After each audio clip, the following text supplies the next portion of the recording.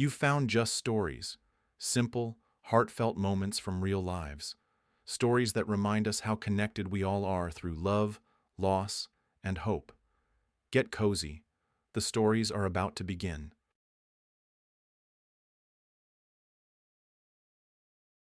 Sarah caught the tired, understanding look exchanged by the two Marys, Nick's teacher and the school principal, Ms. Miller. It seemed they had silently agreed. Well, we'll just have to put up with this simple mother a little longer. There's really no point in expecting anything from her. She felt such confusion that she couldn't control herself. So far away. Is there really no boarding school closer? I won't even be able to visit him daily after work. I simply won't make the return bus. Ms. Miller, the principal, tried to speak softly, as if to a child. A boarding school doesn't imply daily parental visits. You will pick up Nick on Saturdays and bring him home for the weekends. And of course for holidays.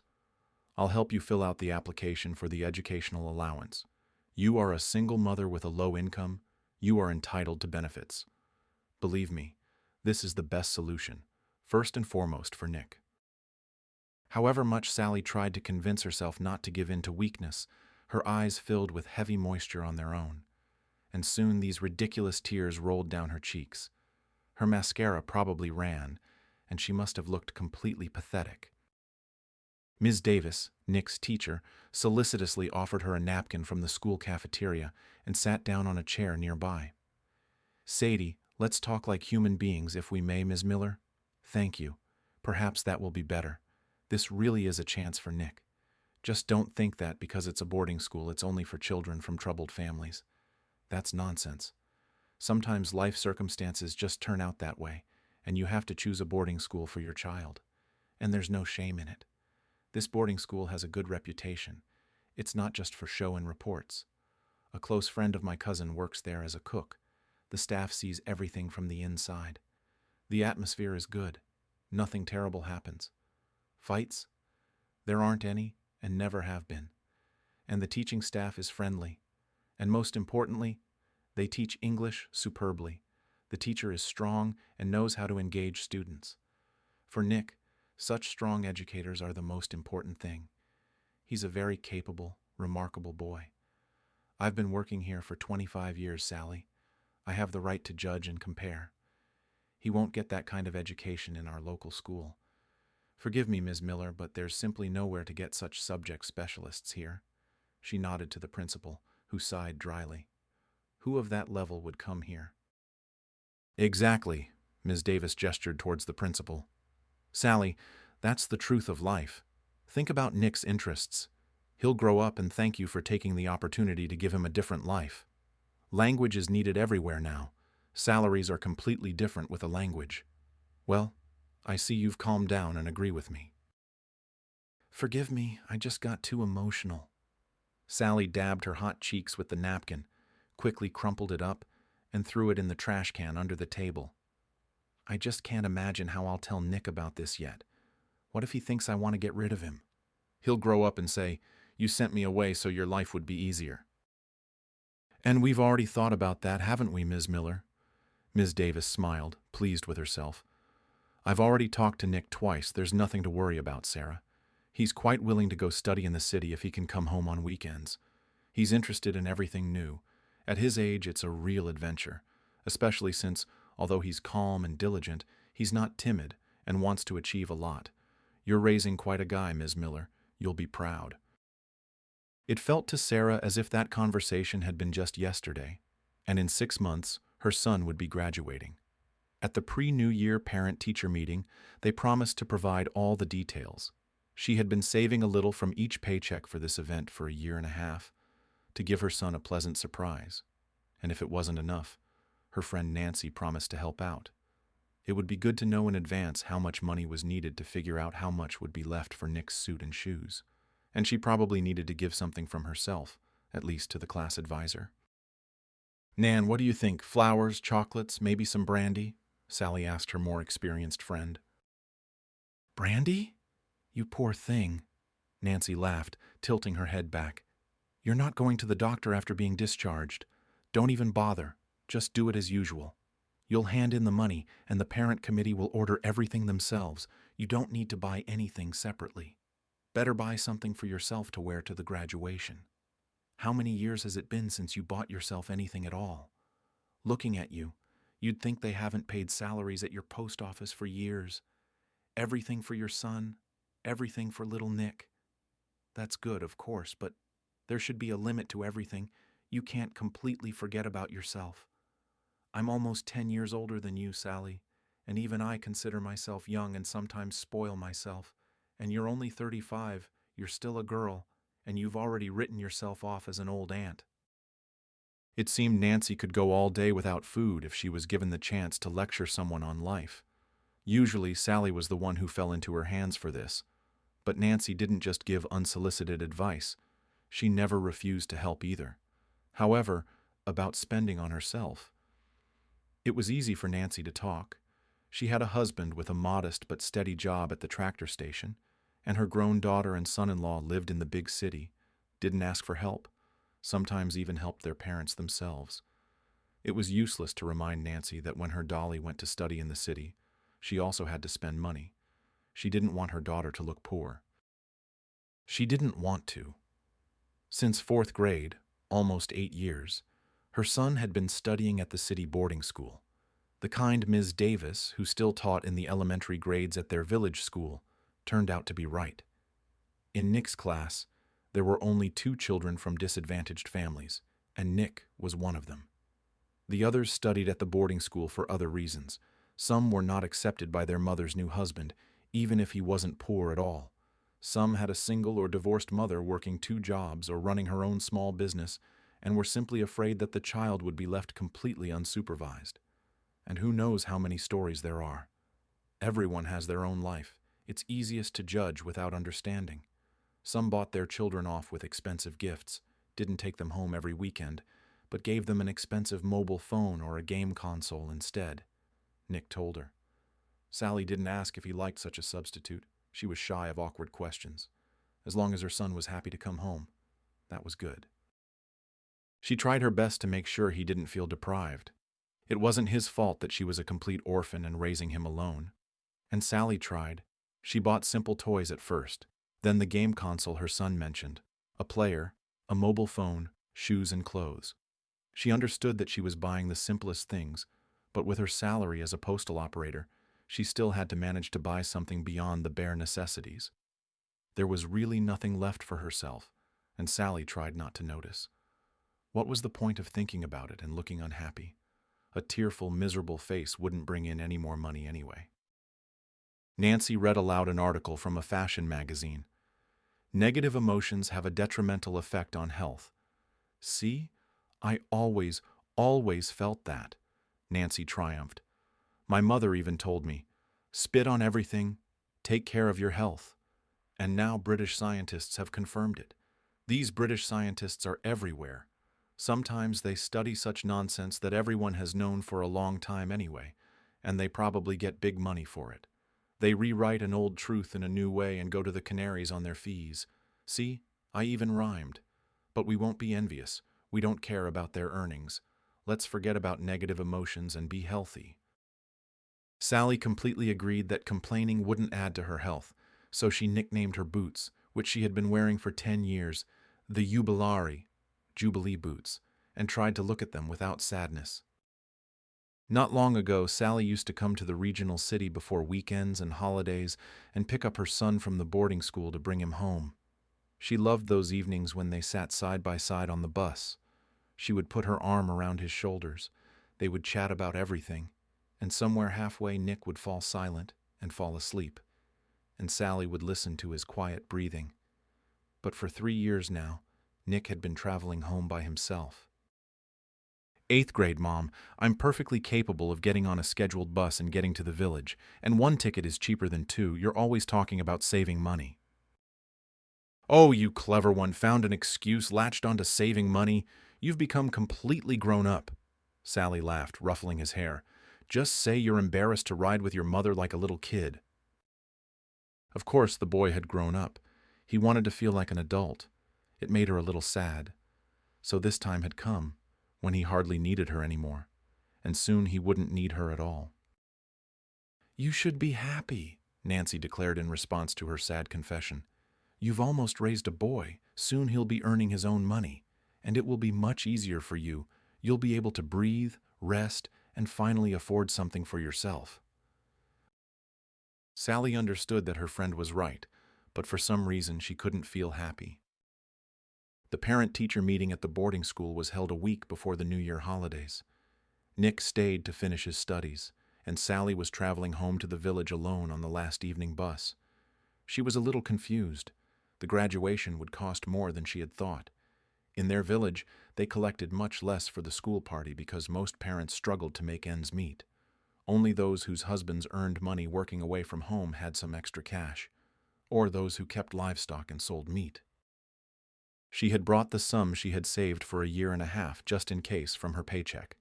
But now, no matter how she calculated it, it would only be enough for Nick's suit and shoes, and she had nothing to wear to go see her son. Well, maybe she'd figure something out in 6 months. She could borrow a dress from someone, but shoes would be more difficult. And anyway, all this was such nonsense. The main thing was that her Nick had won the District English Olympiad, and he was good at exact sciences. He only sometimes got C's in chemistry and biology. He had no interest in those subjects. But the other teachers praised him highly. She wondered who he took after. Sally herself was an average student, and Michael, Nick's father, didn't show much interest in studying. And there was no one with a solid education in either of their families. Nick would be the first, although it was better not to think about it, so as not to jinx it. Sally and her friend Nancy had a good plan. When Nick got into university, he could live in the city with Nancy's cousin's aunt. The aunt agreed to rent a room for almost nothing, as long as the lodger helped her with household chores, carried groceries from the store, and walked her dog in bad weather. Her son lived in Moscow, and she herself was often sick and complained that it was hard for her without help. If only the aunt wouldn't change her mind and ask for a high price. "Wake up, girl, your beloved village." The bus conductor touched her shoulder. "Oh, I'm sorry, thank you. Am I delaying the bus? Thank you, goodbye." Sally grabbed her bag and jumped off the bus, not quite awake. "Nice girl," the conductor said after her, who liked to chat when she was in the mood and there weren't many people. "Her son studies in the city, at a boarding school. She's so proud of him. He's a bright boy. She only thinks about him. She's raising him alone. Did you see the shabby jacket she wears, and her boots will tear soon? She's neat, takes care of herself, but you can't hide poverty. And she's pretty too, if you dressed her up. All your bus drivers would crane their necks looking back. I'm telling you." Oh well. A week later, as the small team at the village post office was getting ready to set up a small table after work on the last day before the new year, Nancy rushed in. You could always tell if something had happened to her. She became serious and focused. Now, even her round cheeks seemed slightly sunken, her eyes were wide open, and confusion lurked in them. "Sally, hi! Put that jar of pickled tomatoes down. I just found out by chance. From Tony. He used to work as a driver at a roadside cafe on the highway. She's the cashier, the bartender, and the waitress there. The cafe was popular with long-haul truckers and loggers. He died in the big world. Michael.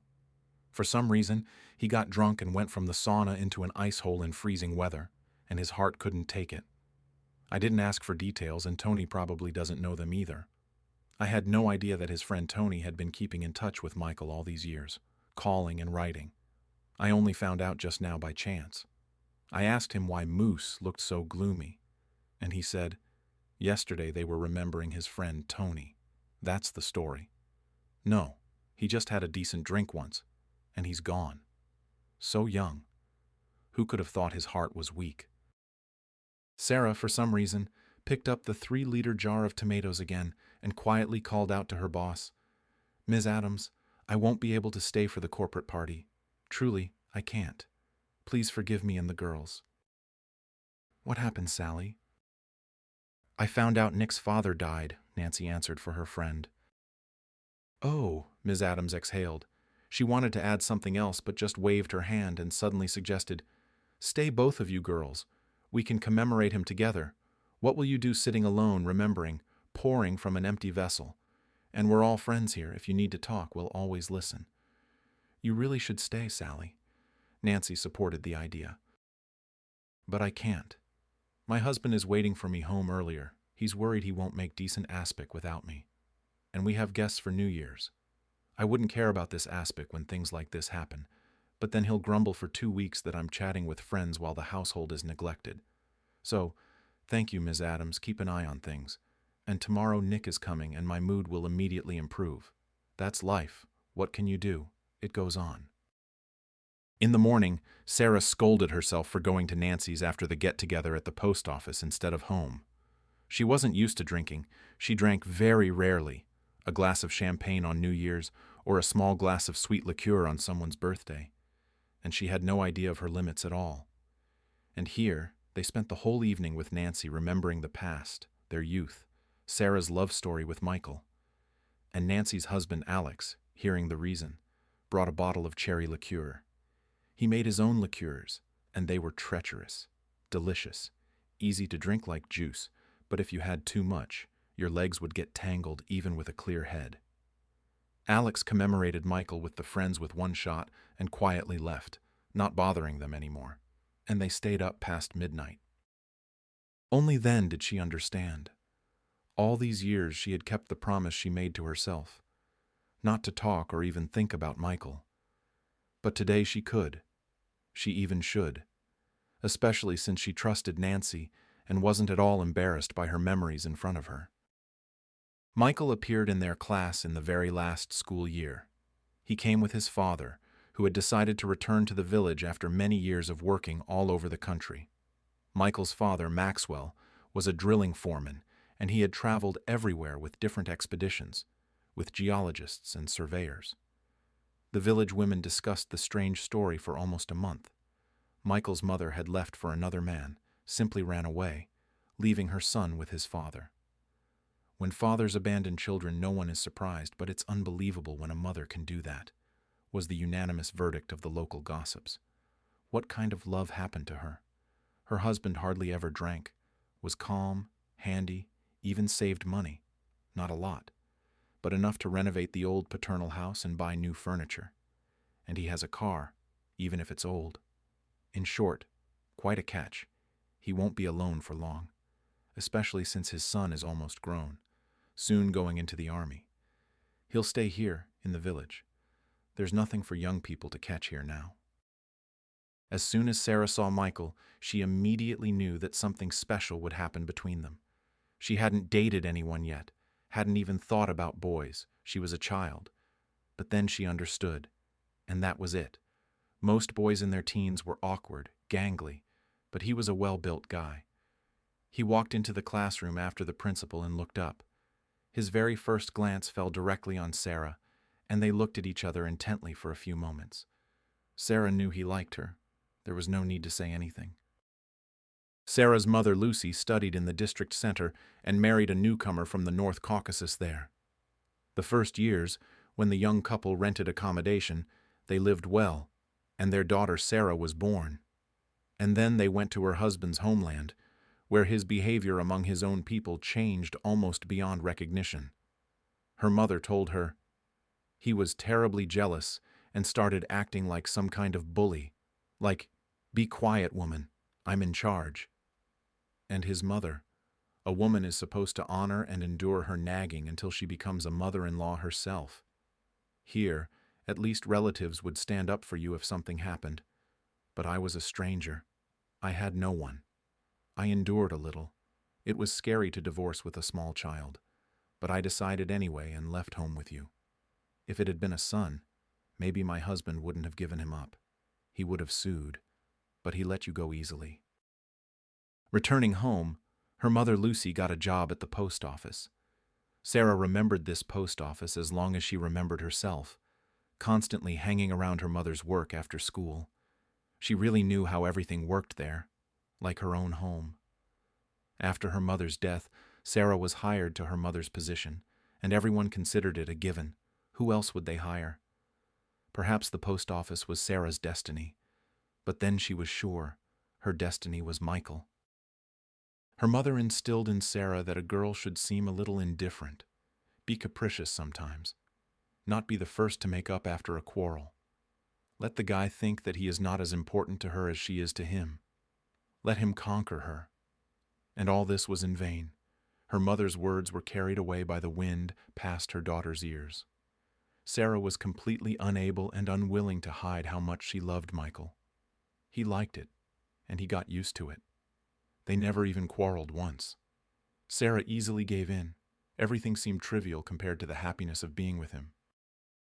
The first school year flew by like a whirlwind, and Michael went to the district center to study to be a car mechanic, and Sarah went to see him every weekend when he couldn't or didn't want to come to the village himself. More often than not, he didn't want to. Michael's father misses him a lot. You should visit him. You haven't been home for 2 months. He started getting me drunk after every trip I make to see you. I even promised him I'd come myself and tell him your news. Last time he asked if you'd offended him in any way. I think he was hinting that you're jealous of him and Aunt Teresa. Tell him I'm an adult. I have my own things going on here. Let him live with his Teresa. I'm completely fine with it.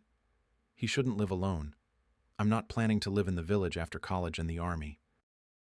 Sarah thought it was self-evident. When he talked about himself, he was talking about her too.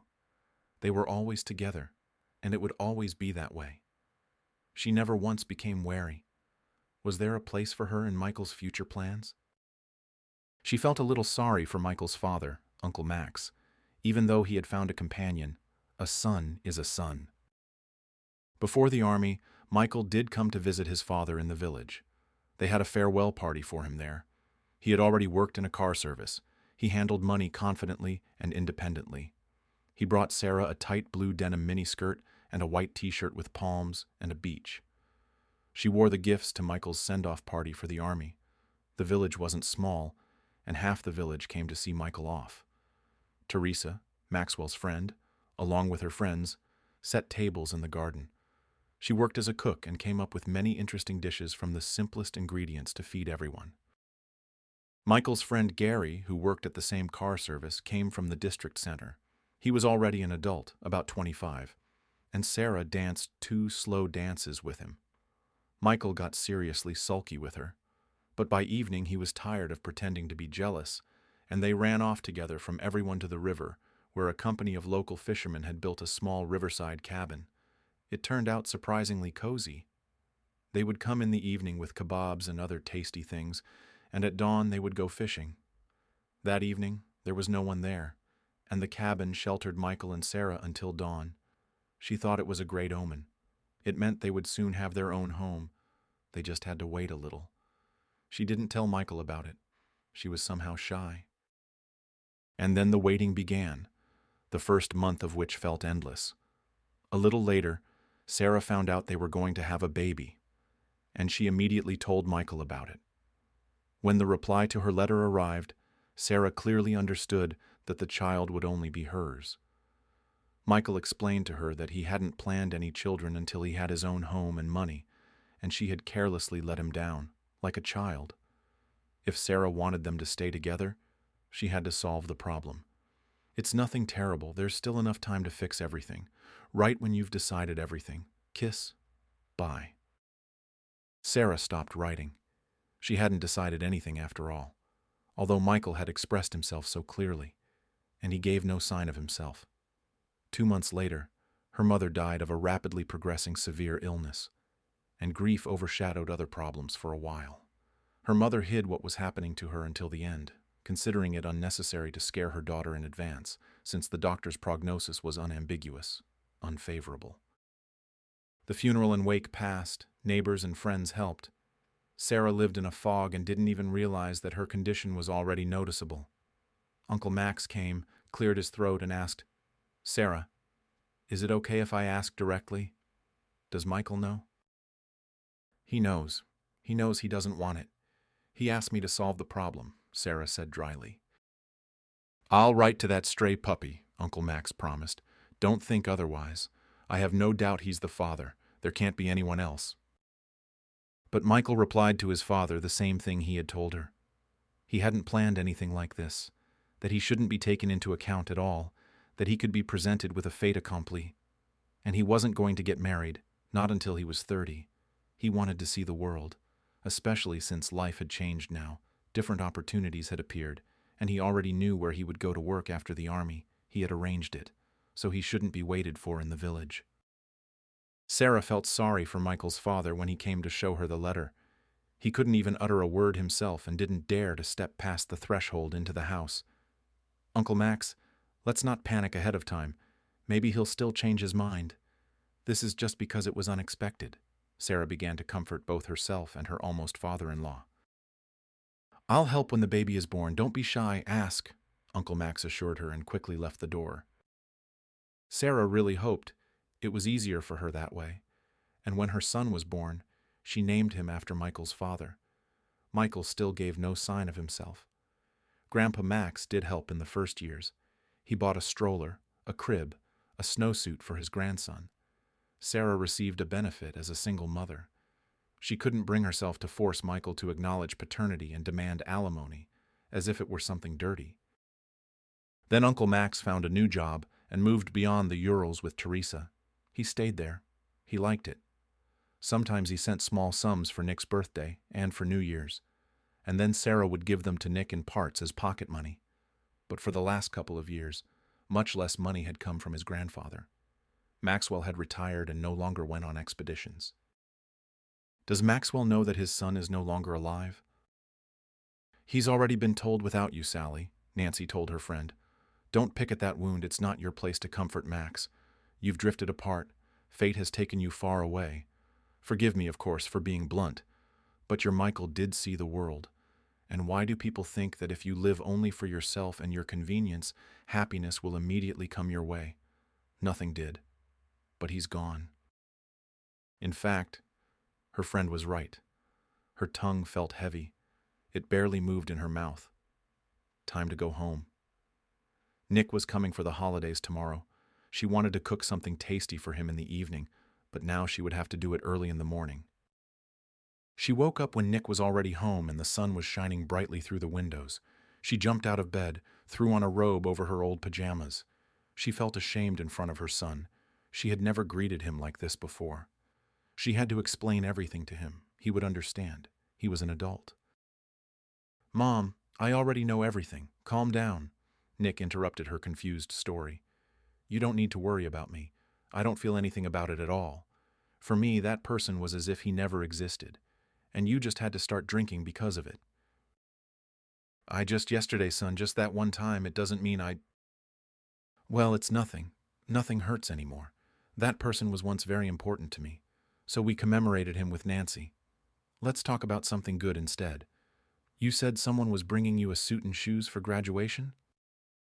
"Yes. Danny's mother brings goods from Poland. She promised to pick something out for the amount I specified. I warned her not to spend more. I don't want you to get into debt, and I haven't earned anything myself yet." Sarah cracked a couple of eggs into a bowl for the pie with a bang and sighed. "Good boy. That's right. We don't need debts. We have nothing to pay them back with. I still can't figure out what I'll wear to your graduation." "Mom, can I ask you for one thing?" Nick asked suddenly, abruptly. "Of course," Sarah replied readily. "Just don't scare me. You're too serious." "No, nothing happened.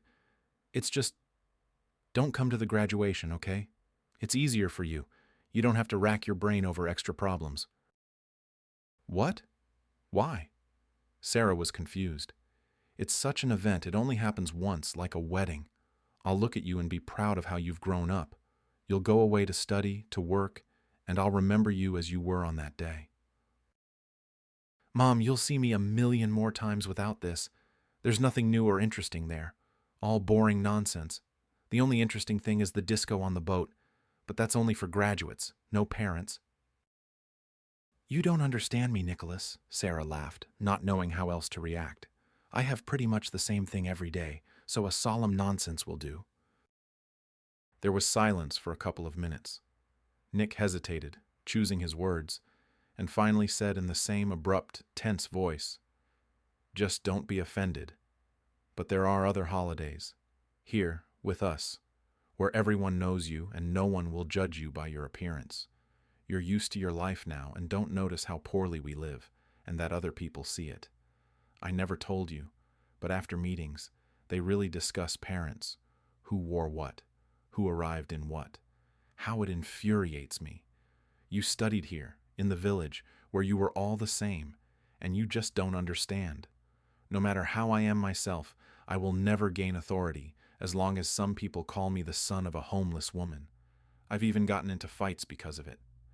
Remember how the class advisor complained about my behavior? She was genuinely surprised. Such a student, such grades, and suddenly such behavior. Nick theatrically mimicked the class advisor. I wasn't going to explain to her. Do you think that Sarah replied calmly. Are you ashamed of me? Do you regret that you were unlucky and got such a poor mother? As if you're worse than everyone else's mothers? Mom, don't complicate things. I'm not ashamed of you, but of our poverty. Don't make me out to be a villain. People see not you, but your worn-out cheap sandals and penny dresses. There are plenty of such freaks. You can't prove anything to them. I just don't want to see those smirking faces. And why would you? So they can look at you like that? Fine. If you don't want me to, I won't go. Sarah cut him off, starting to furiously whisk the batter. At least I'll really save money. On the trip and everything else. Thanks, Mom. You're awesome. I'm going to drop by Tony's. I'll be back before lunch. Nick quickly, awkwardly hugged his mother's shoulders and ran off to his friends. Sarah thought it would be better to cry out all the bitterness now, but she continued to quickly, silently whisk the batter, grease the baking sheet, and peel apples for the pie. There were no tears in her eyes, as if something deep inside had dried up. She put the pie in the oven, went into the hallway, forced herself to look up and meet her reflection in the mirror. It was okay, not completely lost. There was nothing to feel sorry for herself about. Her son was a child not long ago, and she couldn't demand things from him as from an adult.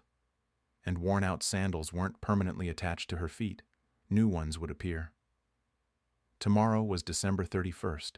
She had to make a good wish at midnight on New Year's Eve, not just for Nick, but for herself too, first and foremost. Squinting her eyes searchingly, she repeated, and for myself too. Yes, I really think we should go visit your mother. Yes, I think it's better to meet before going to the registry office, not after. You know what my relationship with my parents is like, and it's time to sort yours out. If you think you've gotten involved with a nagging, bossy woman, you still have time to change your mind and solemnly break off our engagement. Julia was neither a nag nor bossy, but she often managed to fit both a joke and serious matters into the same sentence. It was never boring with her. She took many things in life lightly, but sometimes showed principledness at the most unexpected moments for Nicholas. When it became clear that their relationship was much more than a fleeting romance, she wanted to learn more about her boyfriend. What interested her was exactly what Nicholas was used to passing over in silence when talking to girls. The mocking, light-hearted Julia absolutely seriously respected family ties and was very close to her parents, and that certainly didn't mean obedience. And why do you never talk about your childhood, about your parents? You didn't grow up in an incubator where software developers and testers are cloned, did you? Julia asked casually, but a searching slyness lurked in her eyes. Well, you almost guessed, Nicholas chuckled, trying to hide his confusion. I studied in a boarding school, and boarding schools are often called incubators like orphanages. But they were definitely called that back then. I don't know about now. I'm from the village, Jules. Wow, what a confession, Julia exclaimed with a smile. Do you consider that the most terrible fact of your biography? You can't get out of it now. This skeleton has already fallen out of the closet. And it's beautiful, only in bright paperback books. Julia took his arm and slowed her pace, letting him know she was ready to listen carefully. Since he had finally decided to get married at 30, let his bride know him as he really was, not the legend for casual acquaintances. As Nicholas expected, what surprised Julia most was his story about his mother. 15 years without seeing your mother? Are you serious? And money? You send her money constantly, don't you? I've been sending it since I started earning more than was needed for bare survival. She's refused several times, says she has enough of her own. But that's because she's not used to allowing herself anything. She's more used to saving on herself. We call each other on holidays and just because. I've never heard reproaches from her like, I miss you, and you still don't come. I've invited her to visit me in Moscow so many times, she just can't get herself together. There are always some silly reasons, and I'm not ready to spend my vacation visiting the village either. You just don't see the difference. You're not going to the village, you're going to see your mother personally, Julia reminded him. Oh, let's go together before the wedding. I think your mother and I will get along. That's exactly what I don't doubt, Nicholas immediately confirmed, although he wasn't sure of anything. He hadn't talked to his mother face-to-face in a long time, always just a few general phrases on the phone.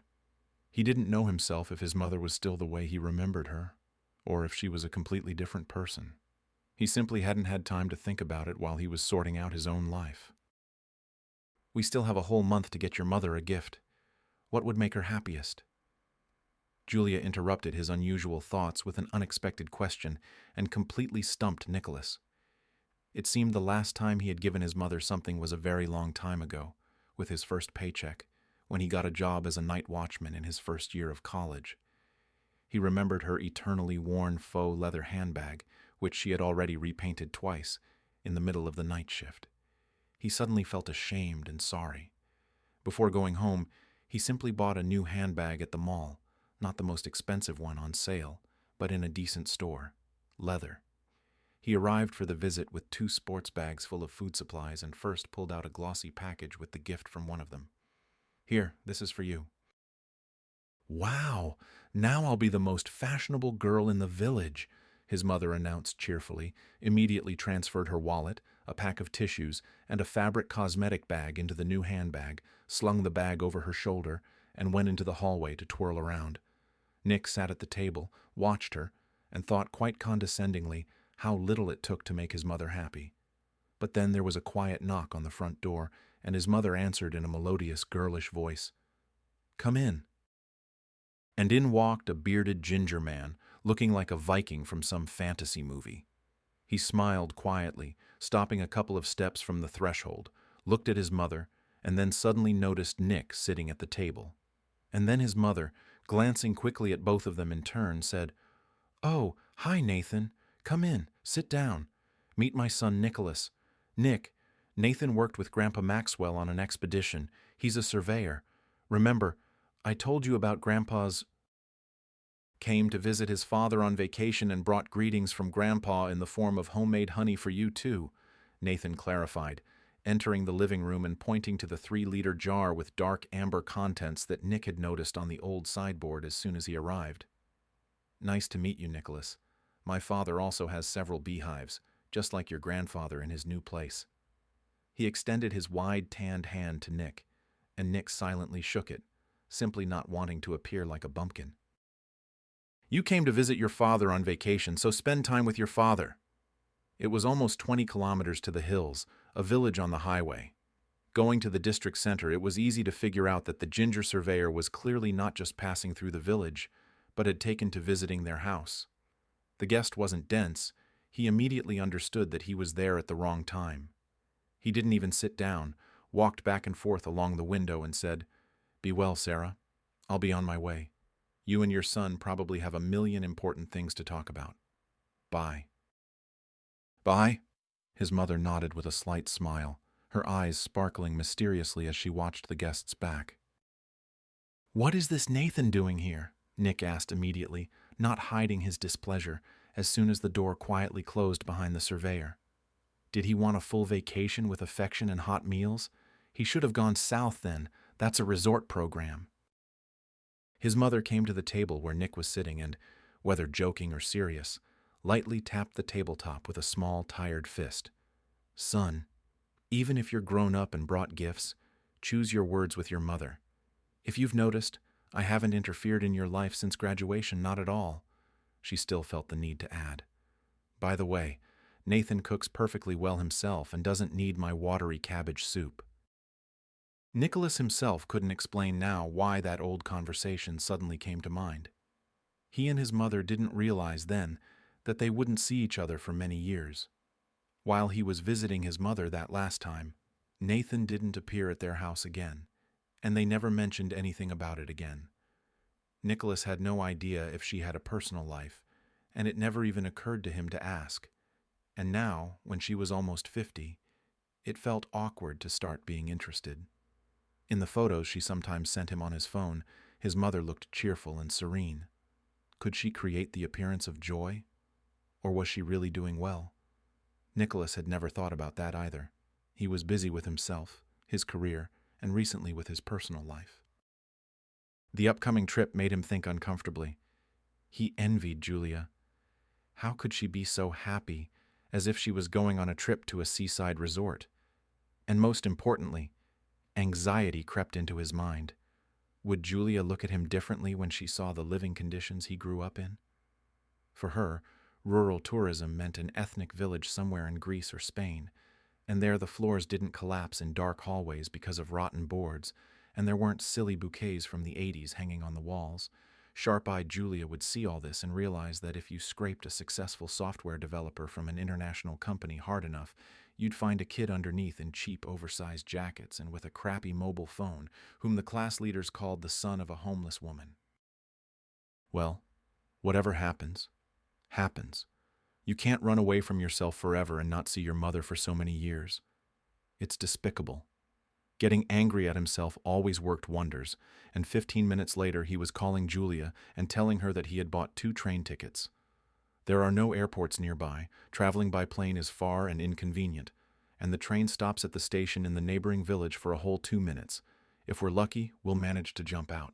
Practice, you have almost a month. His mother promised to meet them at the train and categorically refused any rejections. Perhaps she had been stuck in the village and just wanted to ride to the station and back on the bus, chat along the way with acquaintances she only met on the road. When Nicholas wrote to her that he was coming to visit with his fiancée, he immediately received a reply message. "Wow, I'm happy. Waiting at Station Square." Julia said, "Now that's what I call it," and boasted about the gifts she had bought for his mother. It turned out she had bought wind chimes for the garden, a tablecloth for the table in the gazebo in the same style, and a set of colored ceramic dishes to match. Good heavens, Nicholas had no idea if these were suitable gifts for his mother, but he expressed admiration just in case. As for himself, he'd better give money, as usual. At Sudakovo station, Nick was the first to jump onto the dusty, packed earth. Nothing had changed, except that the wooden station building had been repainted from green to light blue, but everything else remained the same. No one had bothered to asphalt the round area in front of the building. Nothing had grown there for a long time anyway. The station square was forever trampled by 100 years of dust. There wasn't a single tree under the windows, and only at the end of the square, near an old Niva car, a lively dark-haired woman slipped out of it, waved her hand in greeting, and shouted loudly, "Nick, hi!" "That's Mom!" Nicholas tugged at Julia's sleeve, snapping out of his reverie. "Let's go! She found someone to give us a ride home!" They quickly walked towards his mother, and his mother also approached them rapidly. With one hand, she clasped the other and immediately extended it to Julia. "Sarah, how was your journey, Julia?" "Thank you. We had a great trip with good neighbors in the compartment." "Well, that's wonderful." His mother smiled and, standing on tiptoe, hugged Nick tightly and kissed him on both cheeks. Genuine joy shone in her eyes, and she exuded a kind of honeyed, warm aroma. She immediately stepped back a little after the greeting to look at her son, and he looked at her in surprise. She didn't look aged or worn out. She was almost the same as he remembered her, and at the same time somehow different. His mother, who had maintained her slimness in those loose blue jeans, plaid shirt, and cap, could almost be mistaken for someone his age, if you didn't look closely, didn't peer at the network of fine lines on her forehead and at the corners of her eyes. You would never guess she was 50. Her eyes were bold, young, quick. His mother preferred to state her conclusions out loud. "How respectable you've become. None of our people will recognize you for sure, and if they do, they'll faint. If I hadn't seen your photos and videos, I wouldn't have immediately recognized you as my son. Julia, is he at least not a pompous bore?" "No, don't worry," Julia laughed. "Then load the luggage into the trunk, son," his mother suggested. "And who's our driver?" Nick asked. Our driver is me. His mother grinned slyly, noticing his confused surprise. Don't worry about your lives. I'll get you there just fine. The roads are quiet out here in the sticks. I won't demonstrate any special skill. I drive carefully, like a real hen. But it's safe, gentlemen. Without waiting for an answer, his mother settled into the driver's seat. Julia giggled quietly, glancing at Nick, and whispered to him, "What's ahead of you? Getting to know your mother all over again." His mother had no intention of maintaining the aura of mystery for long, and explained as soon as they turned onto the highway. "I won't pretend that I've become a businesswoman and managed to earn enough for a car. My husband bought it. I didn't want to learn to drive at all. I was scared, but he persuaded me. At first I was shaking, getting lost, but then it was fine. I got used to it." "Mom, why didn't you even tell me you got married?" Nicholas decided to ask, trying to hide his surprise and confusion. "Well, forgive me. I'm sorry, Nick. My husband said I should tell you, but I somehow couldn't bring myself to it. There wasn't a suitable occasion. It won't affect your life anyway. If you suddenly need the inherited house in the sticks, that's definitely only your inheritance. I don't have any other children. I thought you'd find out when you came. Besides, you didn't approve of my choice right away. I remember that." "What choice?" Nick no longer hid his confusion. "I married Nathan," his mother explained softly. "A long time ago. Remember Nathan, the surveyor who worked with Grandpa Maxwell and visited?" Both guests and hosts didn't go to bed until 3 in the morning, deciding that otherwise they wouldn't get any sleep that day, and the young people had just come off the train after all. The night was clear, as if ordered, and they sat for a long time in the garden under the big stars, at the table covered with the new tablecloth, and feasted, and drank a whole samovar of tea while talking. Nathan fell asleep quickly. He had been working until the evening after all. And Sarah lay quietly, looking at the thin crescent moon in the window, and remembered that day in all its funny and happy details. Imagine how many years they hadn't really talked with her son. But now that was over, and everything would be different. No, Nick called her every month, asked if everything was all right, how her health was, her work, if she needed any more money for anything urgent. Hearing everything is fine, he would say that he was fine too. Sometimes he would report changing jobs or getting a promotion, changing cars, or buying an apartment where he had gone on vacation. She would congratulate him. He would thank her. He invited her to visit, but probably out of politeness, not because he missed her. He had his own life there, at a completely different pace and by different rules. Many of his city acquaintances probably shouldn't be shown his village mother from the village post office, so as not to spoil the impression of himself. Maybe Nick had even invented a different origin story and a different family for himself, to distance himself from where he desperately wanted to get into. She didn't want to believe that, and Nathan claimed that it wasn't so sad. He even grumbled, "How proud and stubborn you are. I would never have thought that when I got involved with you. You should talk to your son frankly. Tell him you miss him, that you're proud of him, how he achieved everything himself despite a difficult childhood. At least tell him about us. Otherwise it's some kind of ridiculous secret marriage, like in cheap novels. You should have reassured him long ago that you don't count every penny, that life has improved, otherwise the boy is sending you financial aid, and you're hoarding it, you schemer." "Schemers hoard for themselves, and I'm saving it for him, like a personal banker. Now I'll solemnly hand over the contribution for the wedding trip," Sarah retorted, winking. "Oh, stop being so silly. You've raised a normal, capable guy. He's achieved a lot himself and has probably buried his childhood fears long ago.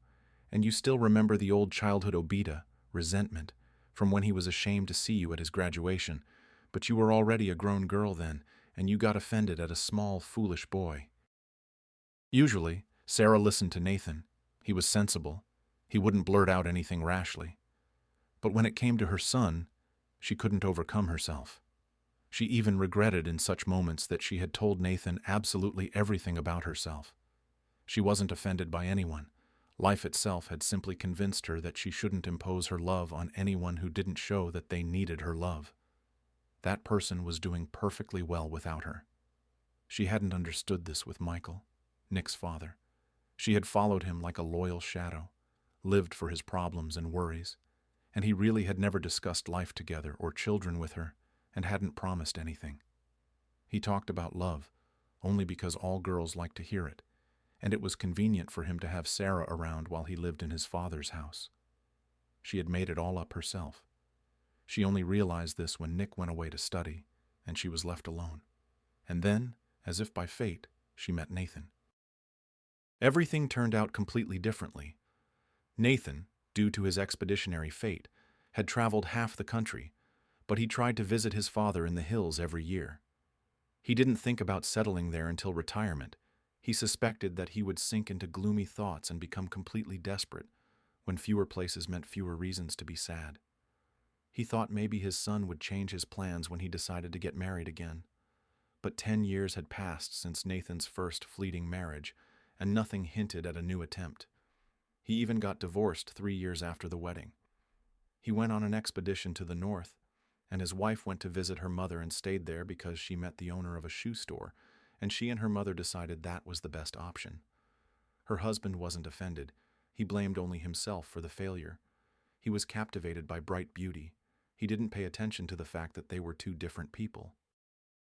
Gradually, he got used to the single nomadic life. He didn't feel deprived at all, quite the opposite. Always new people, new interesting acquaintances around. One day, on an expedition, he met a drilling foreman, a man of a respectable age.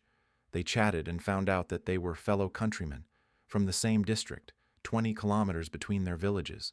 They talked about fishing spots, mutual acquaintances, and in the mood, shared life stories.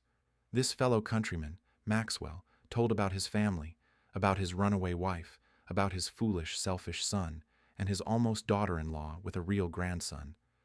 From that very evening of exchanging stories, they became friends, despite the age difference. Maxwell retired and, together with his common-law wife, took up amateur beekeeping. And when Nathan once again prepared for a vacation to visit his father in the hills, his friend sent a jar of honey with him for his daughter-in-law Sarah, along with a thin envelope. Let it sweeten the girl's life. Sarah greeted the guest in a friendly manner. After just 10 minutes of talking with her, it seemed they had known each other for a long time. Nathan subtly surveyed the interior of her home. Everything spoke of poverty. Some people describe such houses by saying, clean but poor. Many would say the same about the hostess's outfit. But there was no sense of hopeless sadness in Sarah's house at all. On the contrary, a feeling of coziness came over you immediately. Nathan was surprised and spent the whole evening remembering the new acquaintance. No, the condition of the house didn't surprise him at all. He had seen much worse interiors on expeditions, at least 100 times dirtier. It was surprising to see that such a beautiful woman lived in this setting and didn't fade. And the next evening, he found himself near her house again and knocked on the door. "Nathan, come in. Did you forget to deliver something?" "Everything's fine. I just thought, maybe you need help with something, in terms of brute force, to build or demolish a shed, for example." "Did Uncle Maxwell ask you? How cheeky to ask a person to spend their vacation on free labor."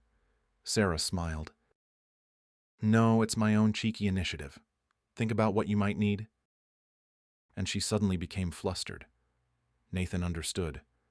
She wasn't used to people doing things for her. More often she did things for others herself. A spark of distrustful suspicion lit up in her eyes. It wouldn't be easy with her, but he had already decided that the game was worth the candle. Sarah was long afraid to believe that this wasn't a trick or another self-deception. What could this guy need from her? Only a few meetings, perhaps, to spice up his vacation. And that wouldn't be bad for her. Many women really liked such short romances. She was afraid that it wouldn't turn out so easily and pleasantly for her. She would accidentally get attached to the person, and then she would miss him foolishly and senselessly and wait for something. And that's exactly what would happen with Nathan. He was too much to her liking. It was better not to disrupt the usual course of life. "You're a coward, Sarah," Nancy provoked her, even scolded her. "I never would have thought before that you were such a coward and had such a nasty opinion of yourself. It's obvious to the naked eye that he's a decent man and takes you seriously. Listen to what interesting thing I found out. One logger who eats at our place all the time goes fishing with your Nathan's father. And they went recently. The father boasted that Nathan is thinking of staying and seriously expanding the apiary, starting a legal honey business. He saved money up north while living a nomadic gypsy life, and now he's decided to settle down. There. I'm convinced. And what does that have to do with me? Sarah defended herself. Don't play dumb. You understand perfectly well, the angry Nancy hissed like a whistling kettle. Nick didn't like him, Sarah offered her last argument. Nick isn't going to live with him, Nancy replied even more sternly. I'll tell you honestly, for Nick to understand something, time just needs to pass. He's still young. Let him grow up. Get his own bruises first. Then you'll speak the same language again. But now listen to yourself, your intuition. Go on, take a chance, Sally. But this is just me telling you. Sarah was no longer able to argue with her, and she had also noticed one thing. The more she resisted changes, the more she looked for reasons to refuse, the more Nathan gave her reasons to believe him. Nancy was the witness at her and Nathan's modest wedding. Who else would be? And then you and your husband built up this magnificent apiary together? Julia asked. Yep, Sarah chuckled cheerfully. But that's only in movies where you cry on an ice-covered bus, and in the next shot you're sitting in a Mercedes looking like a magazine beauty. We struggled so much with this apiary idea. We look back ourselves, laugh, and can't understand why we didn't give up. I won't even talk about the bees themselves and the intricacies of handling them. You're probably not interested in that. And how many papers you need for legal honey sales. That's where it's dark for beginners. Product analysis, veterinary certificate, sanitary passport for the apiary. I was ready to panic, but Nathan is so balanced, no storms could faze him. We took a very long time to recoup the costs, but now our brand is well known in several districts of the region. It's time to expand our horizons. We have more experience now, it should go easier.